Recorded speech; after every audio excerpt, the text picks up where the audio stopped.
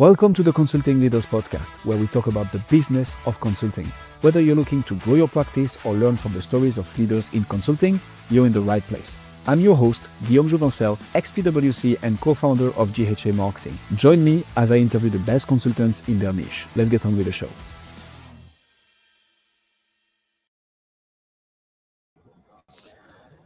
Clifford, welcome to Consulting Leaders. Happy to have you. Great to be here. Thank you. Let's jump straight into it. What got you into consulting, Clifford, and what led you to build your career specifically in HR? So I didn't get into consulting or HR because of policies. I got into it because how often businesses struggled with people decisions, and that directly impacted performance. Over time, I realized companies just don't fail because of strategy. They fail because of execution of people.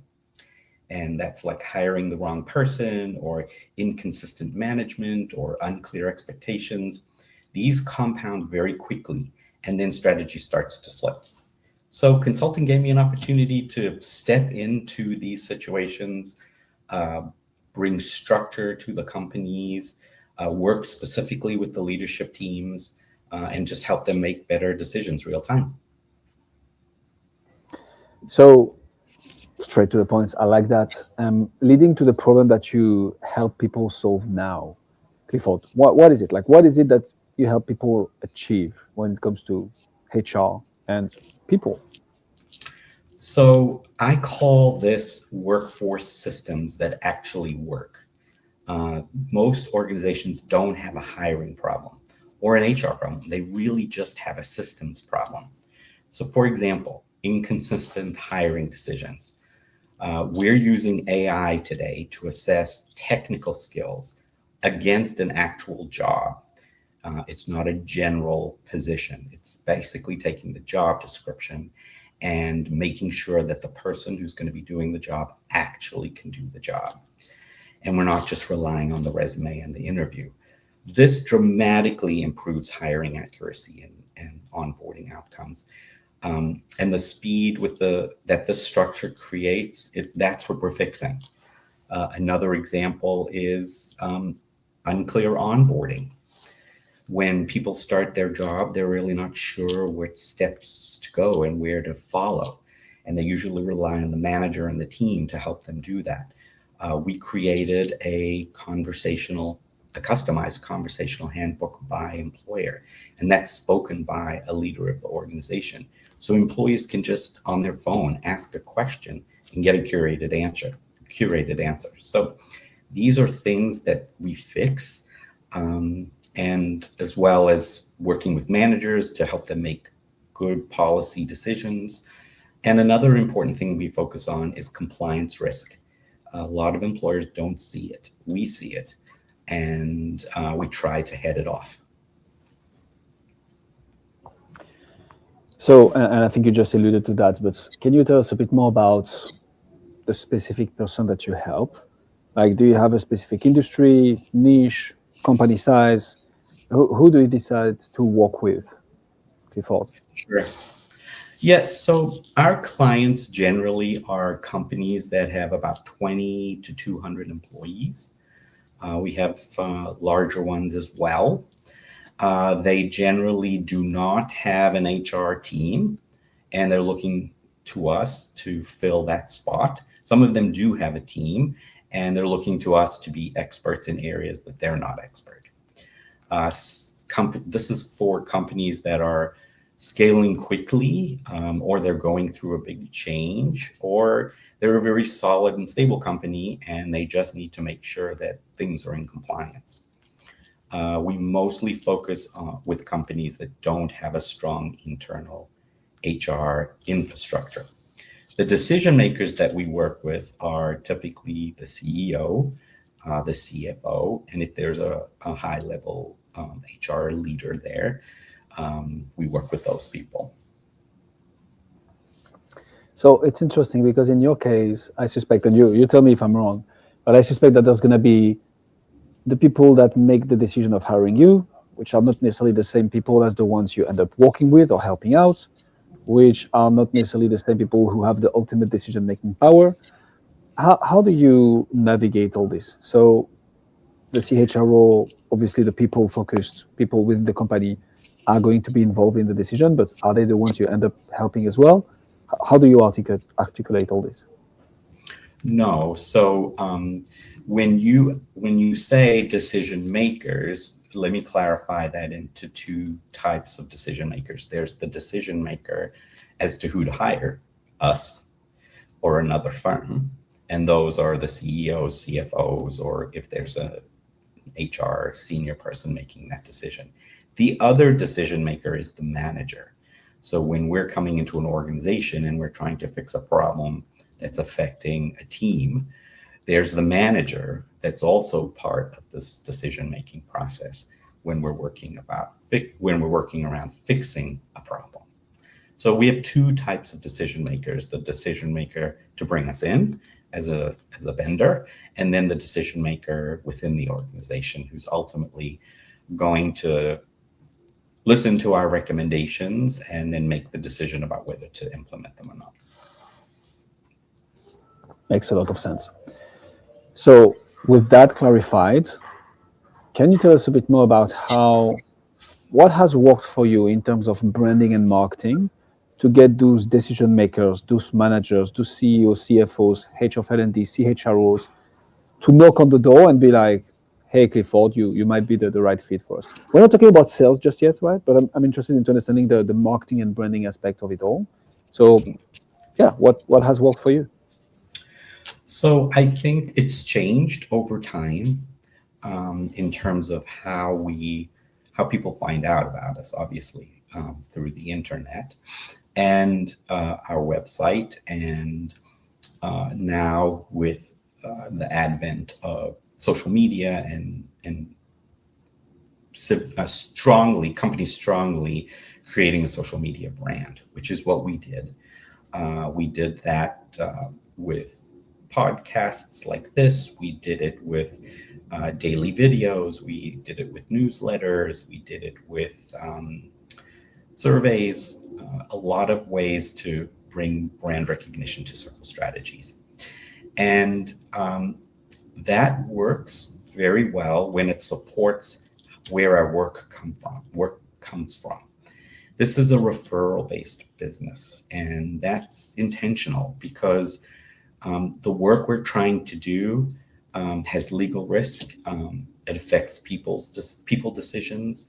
It has an operational impact. And with all of those, trust is the most important.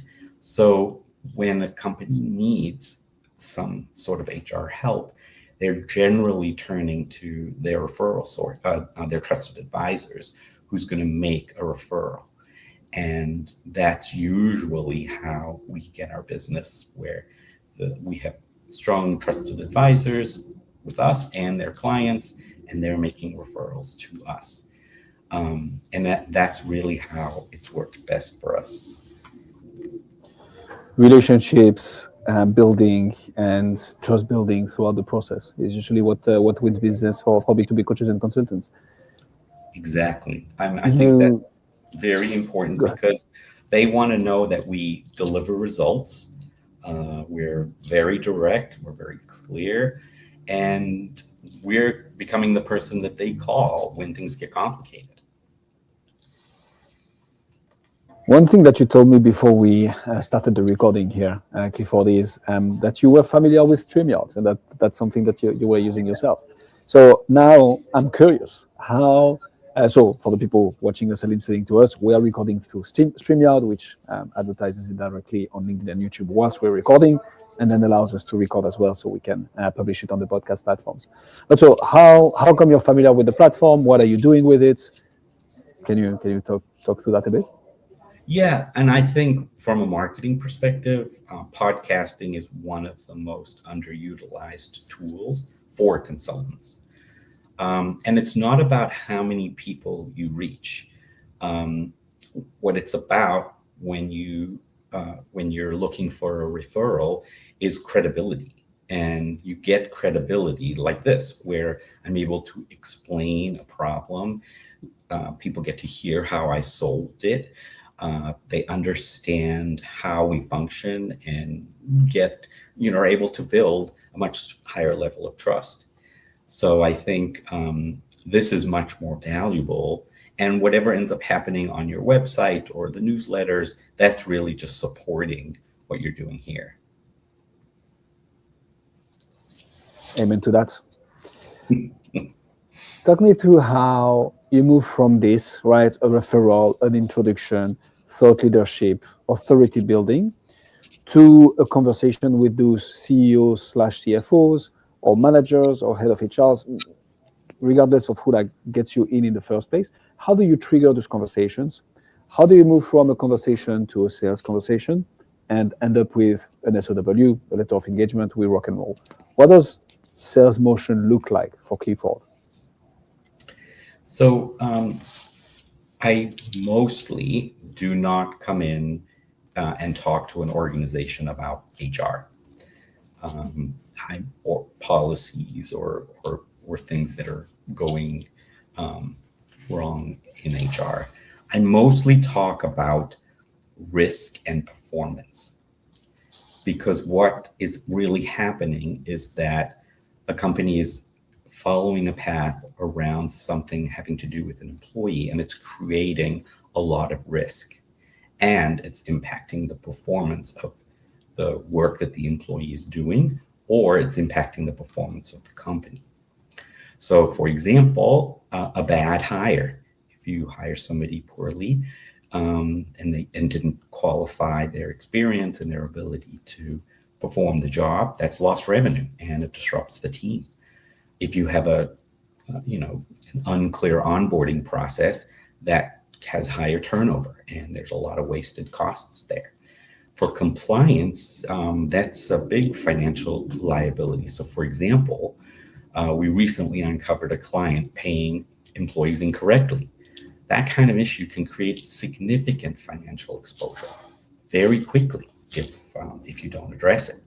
So we come into the conversation about selling and HR, we focus it on revenue and cost and risk, and not focus on it being a nice to have or talking specifically around the policies of HR. Not paying your employees correctly sounds crazy to me, but yeah, fair enough. Good thing that you caught it and that you were here. That for me that all makes sense, and it's one thing that I want to double down on everything that you just broke down is when you stop talking about the features and the product, but you start talking about the pain and the consequence of the problem and the benefits of solving it, this is where you convert. People don't care about your service. They don't care about your history whatsoever. They care about whether you can solve their problem or not. Yes. Maybe sometimes solving that problem requires you or them to realize what the root cause problem is. And that's the whole educational aspect of the funnel, and that you can see through the marketing and relationship building and sales part. But like really focusing on the problem, the pain that is derived from this problem, and the solution to it is how you convert, in my opinion. That is correct. And sometimes you alluded to this. Sometimes what they call you in for that they think is a problem is not really the problem. And so that's where trust is really important. Establishing that trust for us to be able to say to them, you hired us to do this, but this is really what's causing you the difficulties. And when you have that level of trust, then they can understand, okay, yeah, we now know we need to fix something separately. And so we're not selling a project, like you said. We're not selling a tool or something like that. We're building systems. We're building systems for them to function and operate more effectively. We build systems so that their leadership can make really strong, good decisions, because that impacts their strategy. And we build systems so that they can understand how things can get done much more efficiently. Amen to that. Tell us about what happens after, right? If we pop up the hood and look under, money and thriving consulting practices happen thanks to client retention.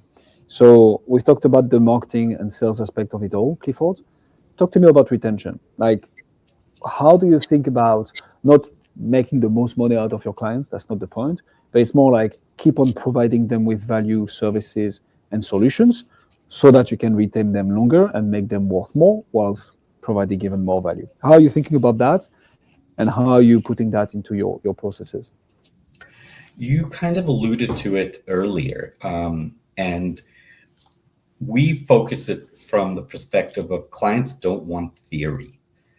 They don't want a manual that they can refer to. They just want to know that they've got an expert that can take care of an easy HR issue or a very complicated issue. And the second most important thing that we focus on is keeping them up to date on the progress. They've got a million other things to do to run their business, and they want to know that I can trust that the person, the vendor that I've hired can get it done, and they're going to keep me up to date on how that is progressing forward and what else I should watch out for. They're hiring us also to be their eyes and ears on other HR issues that they may not be aware of. So we want to be the vendor that they call and rely on when something's not feeling great.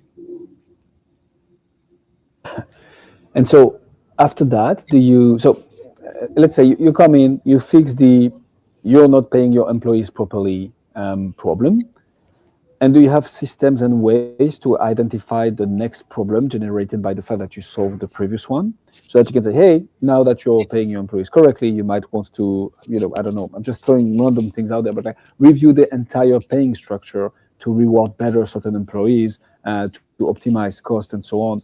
I'm just throwing a random example. But my question is, once you've solved that initial problem, that kind of foot in the door project that you were assigned to, do you have ways to transform that into a multi-layered, multi-year project with the same clients, or how do you do that, if at all? No, we do. We absolutely have something. We call it the 21s of HR. There are 21 things that an employer must do in order to stay compliant with HR. And that's whether you're in the US or international, it doesn't matter. I believe that if clients follow this roadmap, which we've built, they're going to bring their baseline HR up to a very good standard and then can build on top of that to make their organization excellent. And that's what we do. If somebody comes to us and we brought in to fix one problem, the next obvious thing is to say, okay, well, here's the 20 other things that could go wrong. Let's check them to make sure that you're doing okay with them. I like that. And that's why one of the first questions I like to ask on this show is, who's your niche? Who's your focus? Because once you have such a way of like identifying exactly, okay, we know that those are your problems because we've dealt with another 100 companies exactly like yours. And this is where you're really able to basically define and point the problem better than your clients are in their situation. And this is where value and upsells are created usually. So yeah, I like that a lot. Overall, I like the way you do business, Clifford. So let me throw a little bit of a curveball question at you now. What's your number one challenge right now? What's that one nut that you're trying to crack that once you crack, you're gonna take the whole thing to the next level? What would that be for you?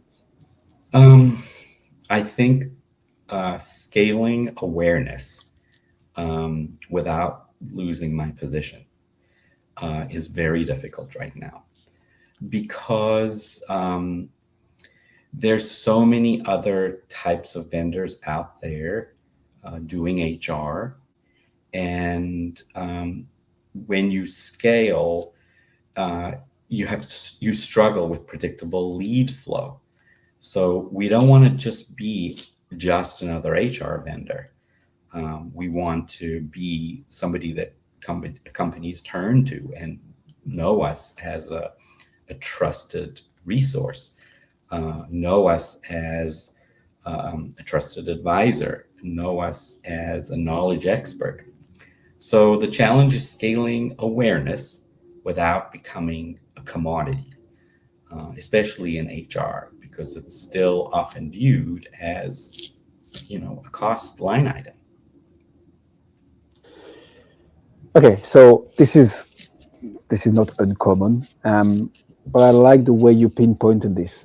So how are you thinking about solving that challenge? And it's not to put you on the spot, obviously. It's just that I know other consulting firms, HR, but also other niches, are facing the same challenge right now, especially with all things AI and more actors. The business of consulting, the market is growing, but smaller boutique consulting firms are like either stagnating or shrinking.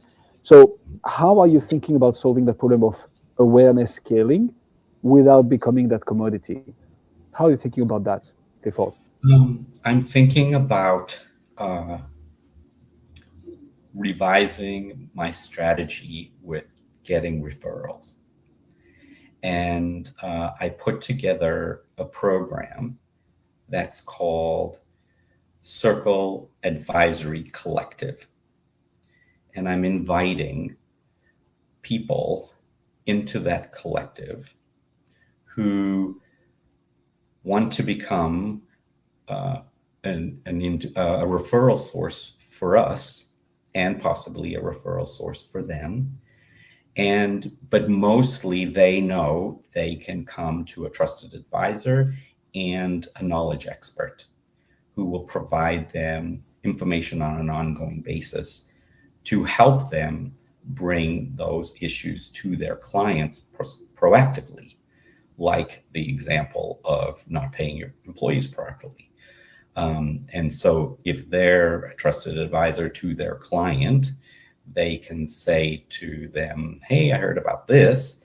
What have you guys done about it? And without having to solve the problem, they can show more value to their client. And then if it is a problem, use us. And so I've built this program, and I've just recently launched it. And I believe one of the best ways to incent trusted advisors or for partnerships is to pay for that. And so I've included an incentive percentage of the revenue to them by bringing the referral to me. It's very interesting that you think of doubling down on referrals instead of potentially setting up another acquisition channel.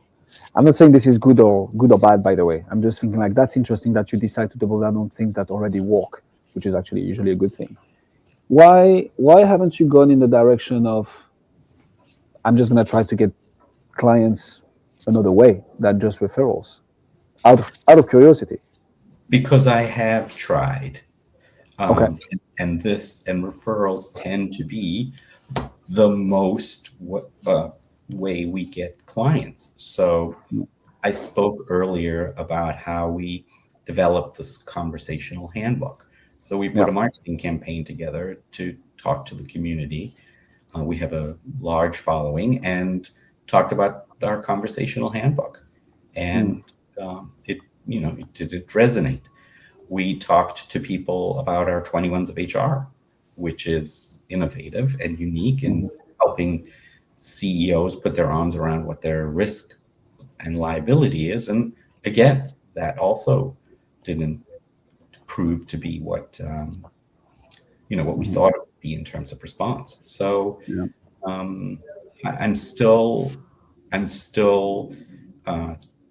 focusing on referrals, because that has worked for our, since we've been in business, since 2008. And I also think what's happening today in the economy and the marketplace, there is so much concern about business and about their business, and they want to turn to somebody who's trusted first. Thanks for sharing this, Clifford. The reason I'm drilling so much on this question is that is the number one, I mean, maybe number two challenge that most consulting firms are facing right now. And a mistake that I see a lot of them make is that they want to try the next shiny object, putting like a chatbot on the website, doing some AI campaign on LinkedIn, which, I mean, if someone has made it work, please reach out. I want to interview you on the show. Whereas the key for growth usually just lies on doing more of what already works. So I really like hey, we're going to double down on referrals and we're going to find a way to get more of those instead of trying something that we've never made work in the first place. So we don't have any proof that this will work. So yeah, I appreciate you a lot sharing this. On the other side of the coin, tell me about a big opportunity that you see in your business in the next 3 to 6 months and that you're looking forward to work on. If you answer AI, you can, but you need to give me some details. Okay, so I'm not going to answer that, but I'm going to answer what AI is doing. And that is where the biggest opportunity is. Okay. I call it job redesign. So every time a company brings AI into some part of their business, somebody's job is changing. And the company has to recognize that job is changing, and they have to revise the job so that it reflects there is a new tool in place that is changing that job. So, for example, we recently worked with a client who was ready to let somebody go because they brought AI into the job, and it was such a significant change. But instead, we redesigned the role so that we can incorporate AI, and we upskilled the employee. We sent them to some training. And so this is exactly what I'm talking about when we talk about job redesign, because replacing that person would have cost 125% of their salary. And instead they kept, a very good employee, and they've kept institutional knowledge, and they've improved their performance. And so the conversation about AI is causing people to lose their jobs, I'm not going to dispute that. But there are lots of other people whose jobs should not be lost, and they should be redesigned. And that's the biggest opportunity in HR today, and that we are going to focus on. Clifford Watkin, ladies and gentlemen. Clifford, if people want to find out more about you, see what you do, where should they go? They should go to our website, circlestrategies.net. We do HR, so you don't have to. Boom. We'll put the link in the description. For what I'm concerned, I can say one thing for sure, Clifford, is that you've gained at least one new connection on LinkedIn out of this interview. Me, I'm just adding you. Clifford, thank you so much for coming on Consulting Leaders. Thank you so much for having me. It was a pleasure. Thanks for joining us on this episode of the Consulting Leaders Podcast. We hope you learned valuable lessons on how to grow your practice and take your business to the next level. Make sure to subscribe and leave us a review wherever you're listening to this show so you never miss an episode. To apply and be a guest on the show, click the link in the description. See you next time.